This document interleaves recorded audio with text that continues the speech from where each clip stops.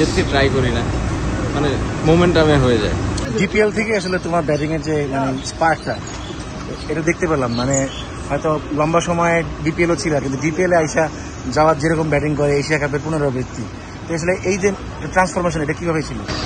Transformation আসলে opportunity পেয়েছি, তো চেষ্টা করেছি যে নিজের বেস্টটা দেওয়ার, যেখানেই আর কি চান্সটা পাই খেলার, সো এটাই। অনেক সময় দেখি যে জাওয়াদ অনেক সময় নো লুক শট করে, বলের দিকেও তাকায় না, এই যে এই জিনিসগুলো আসলে মানে জাওয়াদের এই স্কিলটা আসলে কিভাবে ডেভেলপ হয়েছে?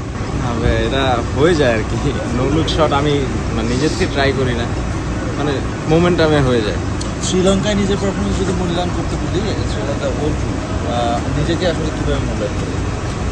শ্রীলঙ্কায় আসলে টিমের জন্য 2-3টা ম্যাচ মোটামুটি আলহামদুলিল্লাহ ভালো করতে পেরেছি।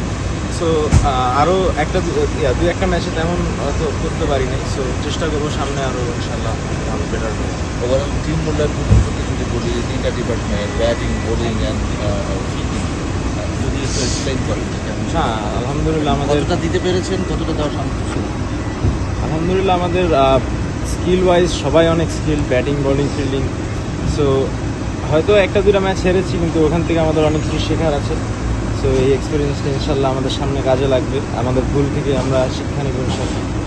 উইকেট কম্পারিজন যদি করতে বলি, বাংলাদেশ শ্রীলঙ্কা কি মানে কতটা পার্থক্য আসলে ওখানে উইকেটটা একটু গ্রাসি থাকে আর একটু ফাস্ট থাকে, সো মানে স্পোর্টিং উইকেট, পেস বোলিংয়ের জন্য খুব ভালো, ব্যাটিংয়ের জন্য খুব ভালো।